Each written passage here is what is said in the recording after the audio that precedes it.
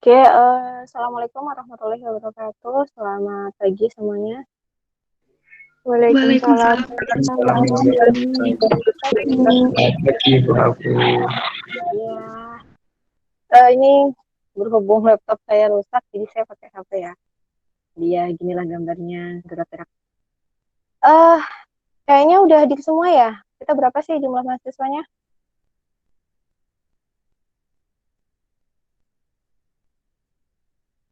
Ada yang tahu?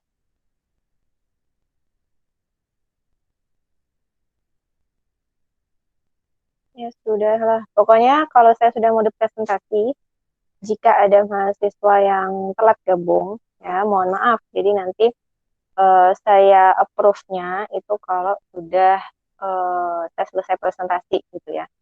Jadi mungkin bisa disampaikan ke apa namanya teman-teman di grup yang belum hadir segera untuk masuk, karena kalau telat ya resikonya saya ACC, saya approve join meetingnya itu setelah saya presentasi gitu. Oke, mungkin saya tunggu sampai 8.12 gitu ya untuk teman-teman lain yang belum atau masih OTW gabung di Meet kita.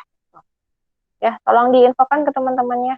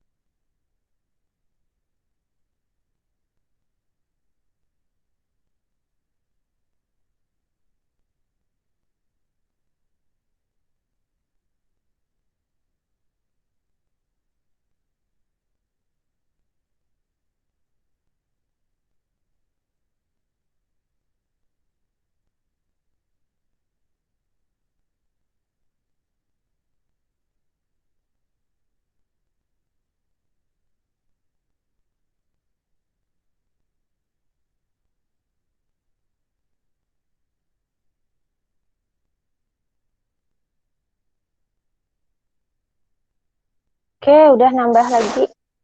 Ada 3 peserta ya. Dari total 25 mahasiswa. Oke, berarti yang terlambat ya konsekuensi ya. Eh, saya terima, saya terima kedatangan Anda. Tapi nanti setelah apa namanya, setelah saya selesai presentasi gitu. Oke, ya saya share screen dulu ya. Lewat HP gimana ya? Udah lama gak lewat HP. Aduh.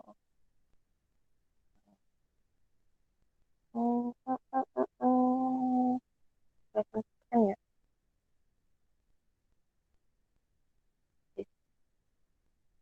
Hmm, aduh, aduh. Saya siapin PPT-nya dulu.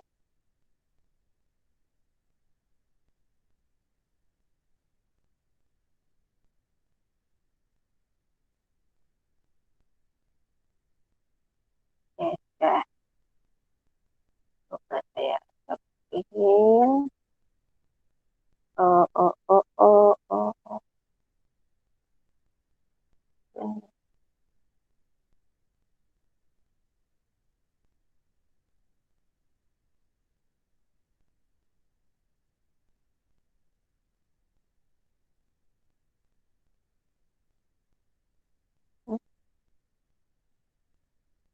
Matiin dulu deh. Tuh, siapa tuh yang keluar tuh? Aduh.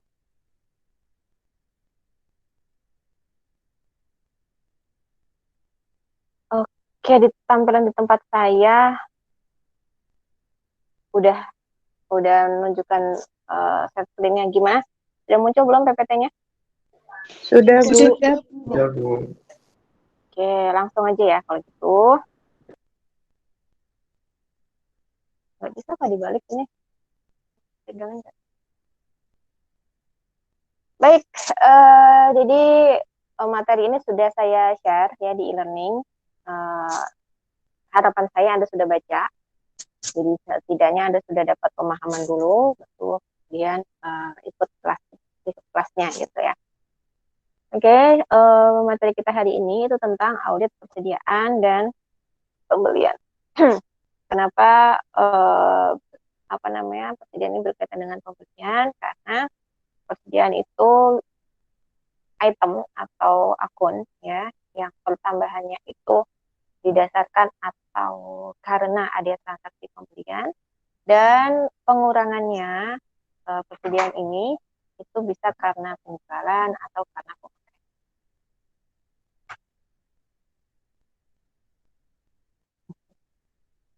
Oke, next. Ya, seperti biasa ya, kita harus mengetahui dulu, atau saya mau refresh lagi tentang ciri-ciri sistem pengendalian internal yang baik. Khususnya ini adalah berkaitan dengan transaksi ya, dengan aktivitas akun persediaan. Ya. Nah, persediaan maupun pembelian.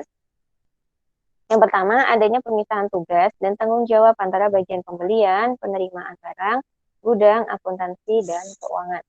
Yang kedua, digunakannya formulir yang bernomor urut tercetak, misalnya pada purchase requisition, purchase order, delivery order, receiving report, sales order, dan sales invoice.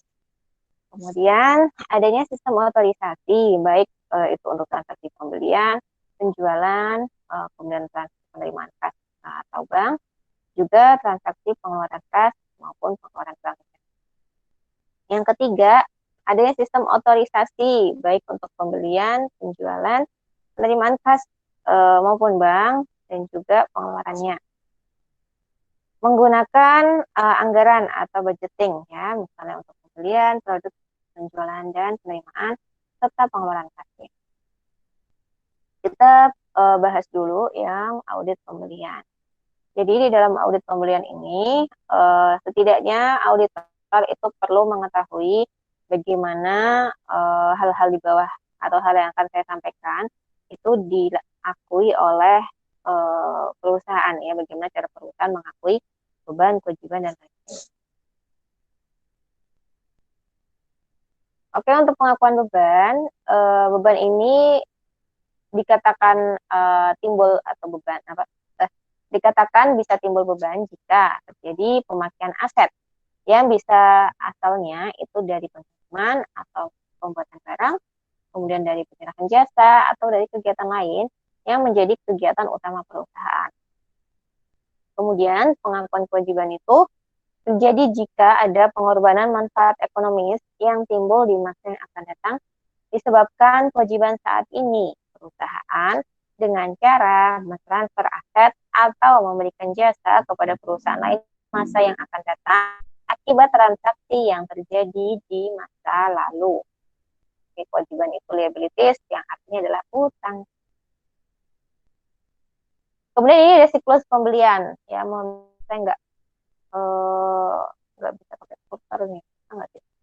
Coba. Kursor. Oh, aduh. Ini gimana cara Android? Mohon maaf. Jadi di sini di siklus pembelian bisa Anda lihat di layar Anda. Ada dua, kalau saya bilang dua sisi ya, yaitu dari sisi vendor yang ada lingkaran merah, tengah lingkaran merah itu, dan sisi kita, sisi klien kita tuh bagian pembelian, penerimaan, serta utang dagang. Oke, sebelum melakukan pembelian, maka di bagian perusahaan kita atau klien itu ada permintaan pesanan dulu. Ya, ada permintaan pesanan, kemudian baru dari bagian pembelian itu melaksanakan atau membuat pesanan pembelian ke vendor. Kemudian vendor menanggapi apakah menyetujui, menyanggupi dari pesanan pembelian itu atau tidak. Ketika disanggupi, maka vendor akan mengirimkan komitmen ya atau semacam persetujuan gitu ya jika pesanan pembelian itu akan bisa dipenuhi oleh si vendor. Kemudian setelah itu vendor juga akan mengirimkan pesanan kita, pesanan klien, dan dari pesanan itu yang dikirimkan kemudian akan diterima serta dicek di bagian penerimaan. Setelah barang-barang pesanan itu diterima dan dicek kelengkapannya, spesifikasinya, jumlahnya, dan lain-lain, barulah dari penerimaan nanti akan disimpan barang-barang itu di dalam gudang. Ya, dan ini menjadi persediaan. Kemudian dari bagian penerima, ketika sudah menerima barang yang dipesan, maka harus menyampaikan ke bagian pembelian. Tujuannya apa? Bahwa bagian penerimaan ini memberikan informasi jika pesanan pembelian itu sudah berhasil dilakukan dan barang sudah diterima oleh perusahaan kita atau klien kita. Ya, maka keterangannya pesanan pembelian yang telah dipenuhi. Kemudian dari bagian penerimaan tadi, ya jika pembayarannya itu dilakukan tidak secara tunai atau secara kredit, maka akan timbul utang dagang atau timbul kewajiban. Nah, utang dagang inilah yang harus dibuat jurnalnya dan diposting ke buku besar sesuai dengan masing-masing nama vendor.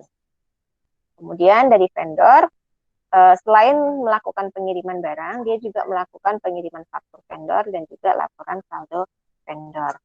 Nah, setelah jatuh tempo, utang dagang ini kan harus dilunasi ya, maka klien kita harus melakukan pembayaran kepada vendor. Gitu.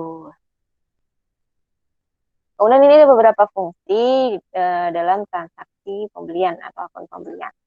Yang pertama ada fungsi permintaan, requisitioning, yaitu pihak di dalam perusahaan yang memiliki wewenang untuk membuat atau mengajukan pesanan pembelian dalam perusahaan.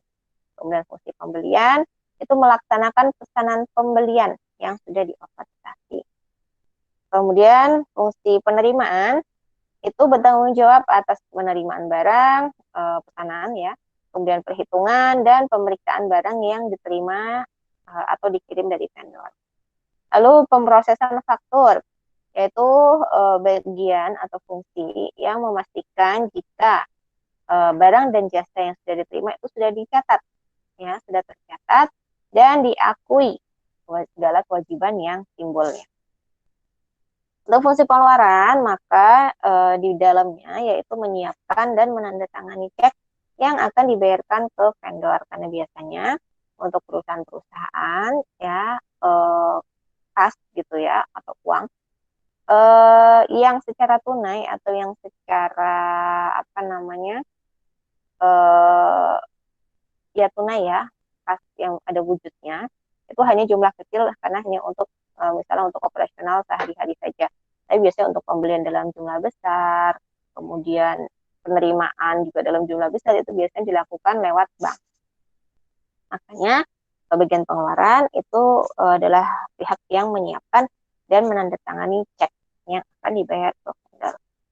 Kemudian untuk utang usaha, jadi untuk bagian ini atau fungsi utang usaha ini memastikan jika seluruh faktur vendor itu sudah diterima, sekaligus dicek ya kebenaran isi dari faktur tersebut, kemudian memastikan pengeluaran kas yang terjadi dan melakukan penyesuaian jika ada penyesuaian itu sudah dicatat semua di dalam catatan utang usaha. Kemudian setelah itu buku besar yaitu memastikan jika seluruh data atau seluruh transaksi yang terjadi baik itu di bagian pembelian, pengeluaran kas dan utang itu sudah diakumulasi, diklasifikasi dan diringkas pada akun-akun yang tepat. Baik, selanjutnya adalah dokumen dan catatan untuk transaksi atau berkaitan dengan pembelian. Ya, antara lain ada permintaan pembelian, ada purchase order, receiving report, vendor invoice, vendor voucher, ada purchase register, ada accounts payable, subsidiary ledger, ada vendor statement, ada cek, ada juga cek register. Nah, ini adalah beberapa kelas transaksi, kemudian akun yang berkaitan, fungsi bisnis, dan dokumen serta catatan yang berhubungan dengan siklus gitu ya, atau transaksi pengakuan dan transaksi pembayarannya. Oke, untuk process of transaction acquisition, account-nya itu ada banyak tuh ya, ada inventory, property, plant and equipment, ada prepaid expense, leasehold improvement, ada accounts payable, manufacturing expenses, selling expenses, sama administrative expenses. Nah, untuk akun-akun ini ketika fungsi bisnis yang timbul itu adalah processing purchase order ya untuk memproses pesanan ya order pesanan pembelian, maka dokumen dan catatan yang dibutuhkan atau yang yang dikeluarkan itu ada purchase requisition dan ada purchase order. Sementara ketika fungsi bisnisnya terjadi receiving goods and service atau penerimaan barang dan jasa, maka dokumen dan catatan yang diperlukan adalah receiving report ya, atau laporan penerimaan. Kemudian untuk fungsi business recognizing the liability atau pengakuan dari kewajiban, gitu, maka dokumen dan catatan yang diperlukan itu ada vendor invoice, debit memo, voucher, acquisition transaction file, acquisition journal or listing, accounts payable master file, ada accounts payable trial balance, sama vendor statement. Nah, ini sudah dipisah-pisahkan gitu ya, jadi lebih mudah nanti bagi auditor untuk mencari bukti-buktinya, bukti-bukti audit apa yang seharusnya bisa ditemukan terkait dengan transaksi tersebut. Kemudian transaksi yang berkaitan dengan cash disbursement atau pengeluaran kas gitu ya. Antara lain akun yang timbul itu bisa cash in bank, kemudian ada accounts payable, ada juga purchase discount. Untuk fungsi bisnisnya yaitu adalah processing and recording cash disbursement, ya, memproses dan juga melakukan pencatatan atas pengeluaran kas tersebut. Nah, dokumen and record-nya antara lain check or electronic payment. Ya, jadi selain cek, metode pembayaran dengan cek, teknologi kita kan semakin canggih ya, jadi bisa juga dilakukan pembayaran menggunakan jasa elektronik, entah itu pakai mobile banking, internet banking, dan lain-lain. Kemudian ada cash disbursement transaction file sama cash disbursement journal or listing. Ini tabel ini bisa Anda lihat juga di buku pengauditan 1 ya, buku auditing karangannya atau ciptaannya Alvin Arent tahun 2016. Oke, kemudian ya ini adalah 6 karakteristik ya SPI yang baik. Ini juga sama seperti dengan karakteristik SPI yang lain juga yang pada akun-akun sebelumnya sudah kita bahas. Jadi dapat dikatakan baik jika memiliki 6 karakteristik ini. Jadi silakan Anda nanti ini ya analisa dari hasil kuesioner penilaian internnya dengan menggunakan 6 karakteristik ini. Yang pertama adanya pemisahan fungsi, kemudian karyawan yang kompeten, aksesi, otorisasi, pencatatan, serta pembandingan. Nah, kita lanjut ke audit persediaannya.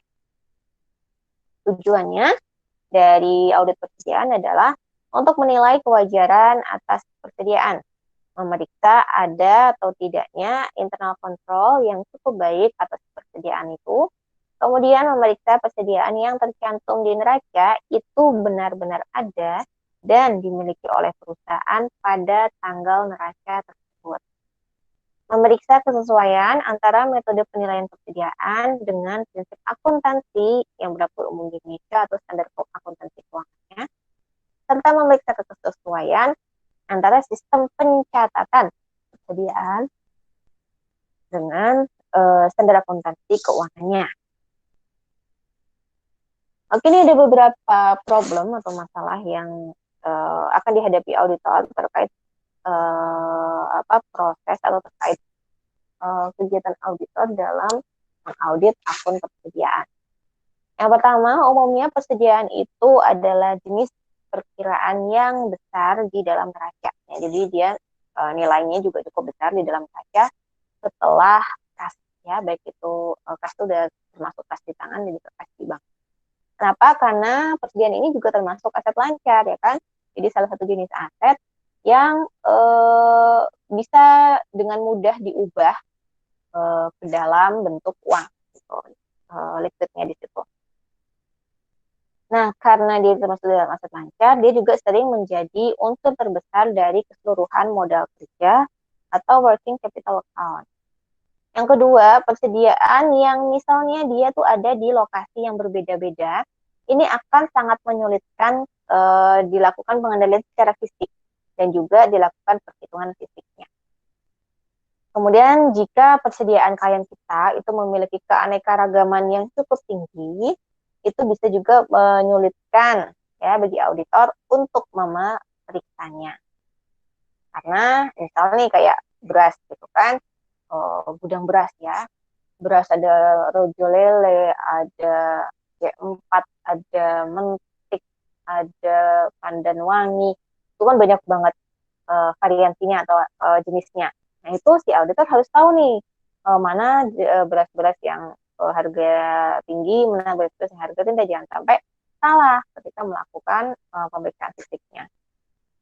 Makanya keanekaragaman jenis persediaan ini juga bisa menimbulkan kesulitan bagi auditor.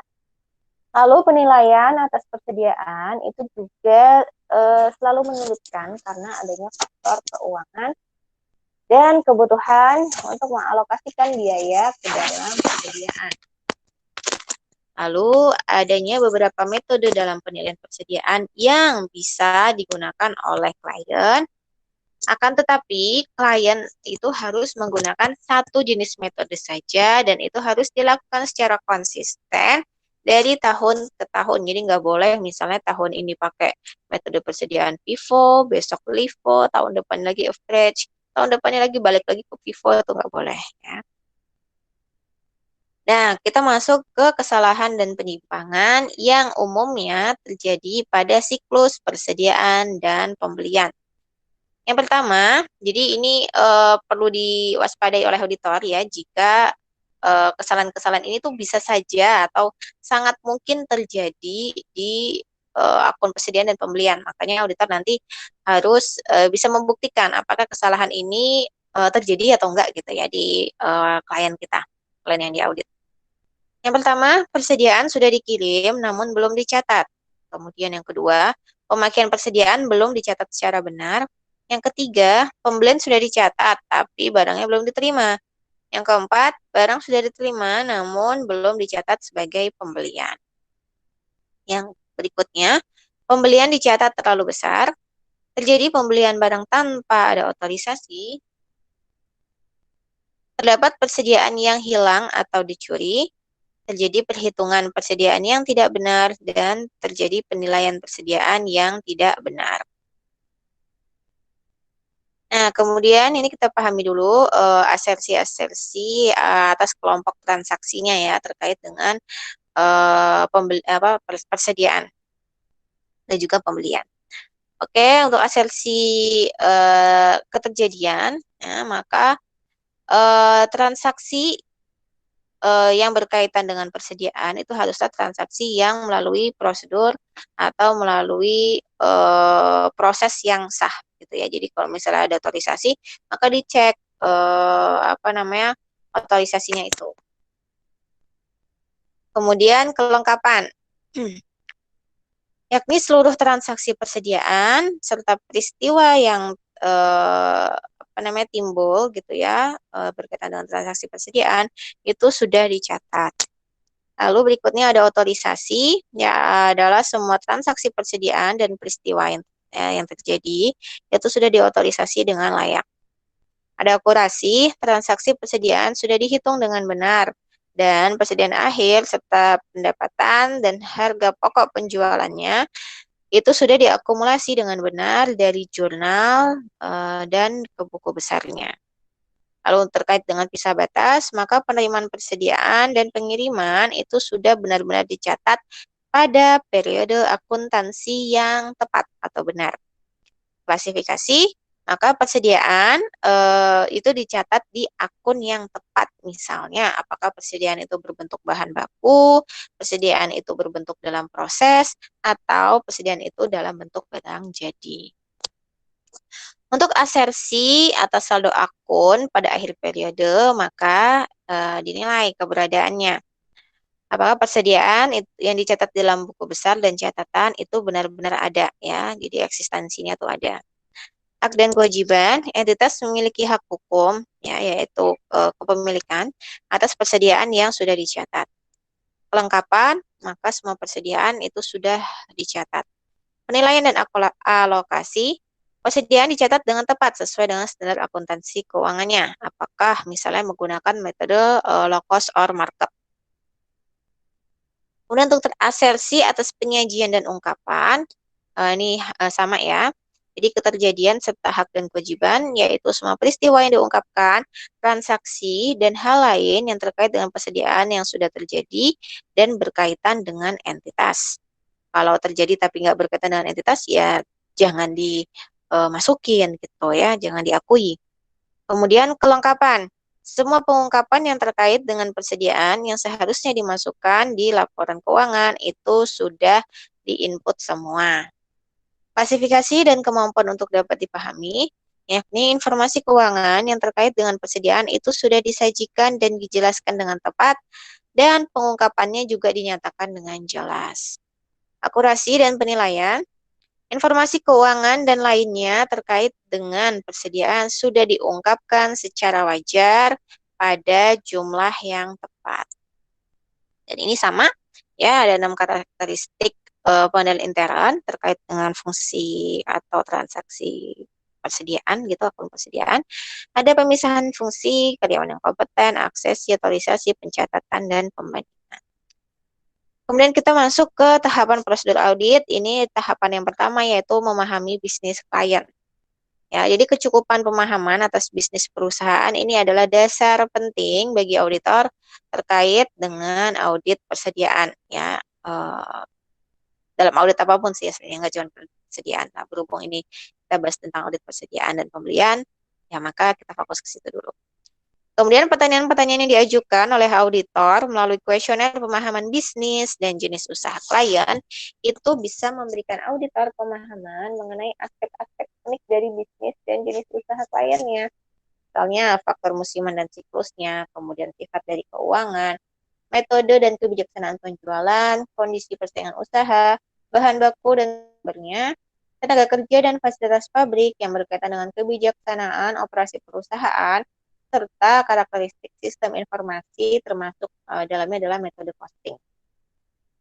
Nah, kenapa sih perlu dilakukan memahami bisnis klien? Karena dari memahami bisnis klien ini bisa memungkinkan auditor untuk mencapai kesimpulan mengenai aspek-aspek laporan keuangan sehubungan dengan persediaannya.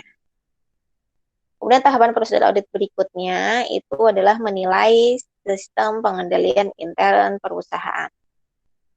Kenapa? Yaitu bertujuan untuk meyakinkan si auditor sendiri bahwa adanya pengendalian yang memadai terhadap mutasi persediaan.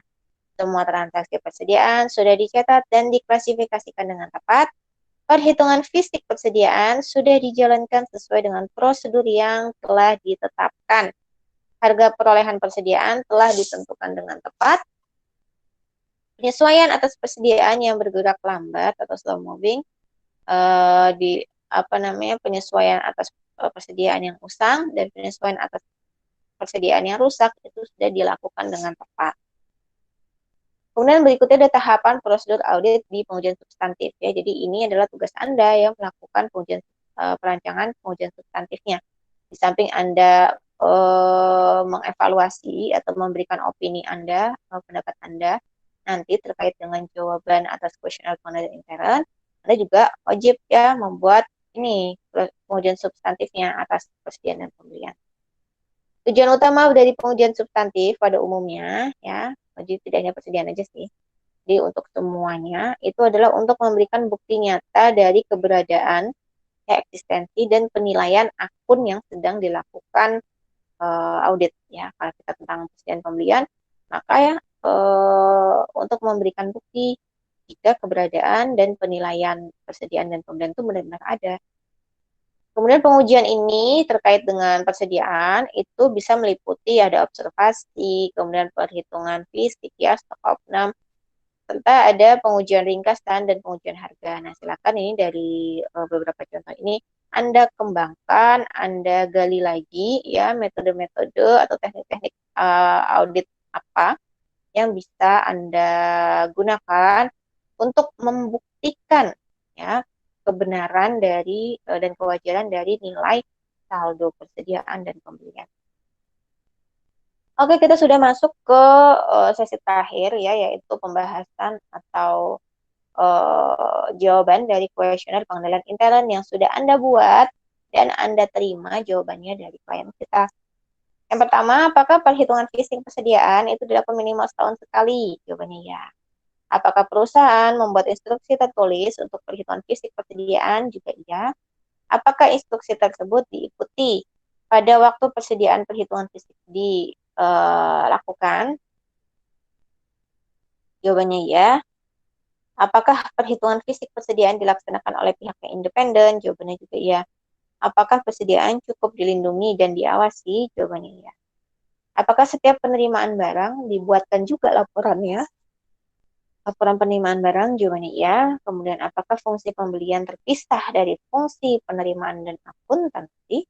Jawabannya tidak. Pertanyaannya adalah penerimaan dan pembelian berada di bagian yang silakan dianalisis ya, jika dilakukan oleh bagian yang sama, dampaknya apa sih? Apakah perusahaan menggunakan surat permintaan pembelian? Ya. Apakah perusahaan menggunakan surat pesanan pembelian bernomor urut tercetak? Iya. Apakah pembelian diautorisasi oleh manajemen yang bertanggung jawab? Apakah semua barang yang diterima itu sudah dihitung dan dicek terhadap kelengkapan dan lain-lainnya? Iya. Apakah perusahaan menyelenggarakan catatan persediaan secara perpetual? Jawabannya juga iya. Dan perlu Anda ketahui bahwa untuk mencatat persediaan itu ada dua metode ya. Ada metode perpetual, ada metode periodik. Silahkan Anda ingat-ingat lagi, silakan Anda cari lagi ya tentang dua metode itu apa bedanya. Lalu, apakah catatan tersebut diselenggarakan oleh karyawan yang tidak bertugas melindungi persediaan? Jawabannya tidak. Apakah perusahaan secara periodik atau secara kontinu gitu ya, secara teratur menilai lebih lanjut selisih jika terjadi selisih ya, yang terjadi antara hasil perhitungan fisiknya dengan catatannya? Jawabannya. Oke, thank you. Demikian ya presentasi atau pemaparan materi dari audit persediaan. Keluarnya gimana? Nah, ya. Dari audit persediaannya, kemudian saya kembalikan ke sesi diskusi kita. Silakan jika ada yang ingin ditanyakan dengan saya, monggo. Ada nggak yang mau ditanyakan mungkin? Oh, cukup.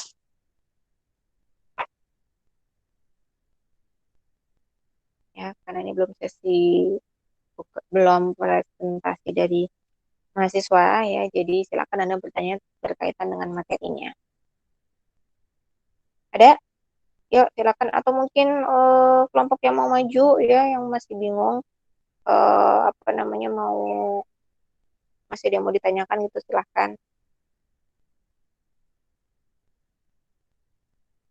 Saya Yunika.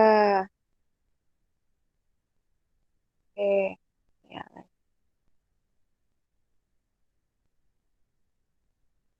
Gimana? Kok diem semua nih? Nggak tidur kan ya? Masa dari tadi saya ngomong tinggal Tidak, tidur. Enggak, Bu. belum. Tidak, Bu. Ya wes. Nggak jawab, Pak. Gimana? Ada pertanyaan kah? Atau sudah cukup paham?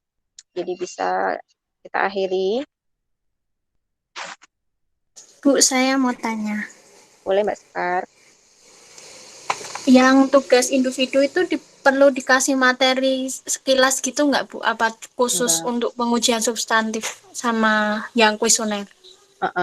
Langsung Oh, aja jawabannya. Nggak perlu pakai apa intronya gitu ya, nggak usah. iya. Itu nanti biar kelompok yang bertugas. Terima kasih, Bu. Oke. Yang lain ada? Nggak? Cukup? Insya Allah belum, Bu.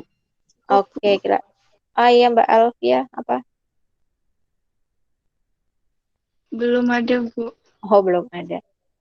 Ya sudah ya, karena kita sudah 3 kali ini berarti ya, apa namanya, eh ikut ikut perkuliahan model seperti ini. Jadi saya berikan materi, saya berikan apa namanya, eh data gitu ya, data terkait dengan eh model internnya. Ya, saya rasa ini sudah yang ketiga kali ya, sudah cukup paham ya gimana alurnya. Jadi ya selamat mengerjakan. Kemudian berarti setelah kelompok 3 maju, kita minggu depannya UTS ya, benar nggak? UTS-nya dimulai kapan? Udah ada yang tahu belum? Kalau di jadwal sekitar tanggal 19 April ini, Bu. Minggu Oh, ketiga, minggu kedua puasa. Begitu, Bu. oh, oke. Berarti pas puasa ya. Bagus. Itu em, menguji kadar iman Anda puasa. Ingat kalau pas puasa jangan sampai Anda cuma dapat lapar dan hausnya aja ya. Kerjakan yang jujur gitu.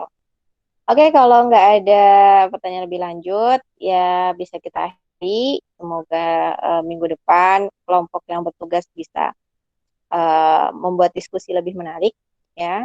Saya harapkan partisipasinya dari seluruh mahasiswa. Dan saya tegaskan sekali lagi, kalau di kelas saya silakan Anda berpendapat. Ya, silakan Anda berpendapat, bebas berpendapat lagi itu masih dalam konteks bahasan kita ya. Jangan sampai kita kan bahas audit nih, terus tiba-tiba Anda jawabnya tentang misalnya apa ya, manajemen gitu, atau tentang praktek pajak. Nah, itu kan nggak nyambung ya. Ya, maksudnya seperti itu. Jadi, silakan Anda kemukakan pendapat Anda, disertai alasannya kenapa Anda memilih metode itu gitu. Saya tidak akan menyalahkan karena ada perbedaan pendapat, itu wajar kan. Nanti kita sama saling eh, coba menilai gitu ya, mana metode yang bisa efektif dan efisien dalam melakukan apa proses audit ya atas akuntas kok akuntas pas sudah kemarin, atas persediaan dan pembelian gitu ya. Oke, gitu saja dari saya. Wassalamualaikum warahmatullahi wabarakatuh. Kemarin sudah isi presensi belum hari Selasa? Sudah, Udah, Bu. Bu. Sudah, Bu. Sudah, Bu. Oke, good. Udah gitu ya. Selamat pagi semuanya. Assalamualaikum warahmatullahi wabarakatuh. Pagi, Bu Afi. Pagi, Bu Afi. Ya, Waalaikumsalam Terima kasih, warahmatullahi Bu. wabarakatuh. Makasih, Bu. oke, saya live duluan ya. Terima kasih, Bu. Ya, Bu.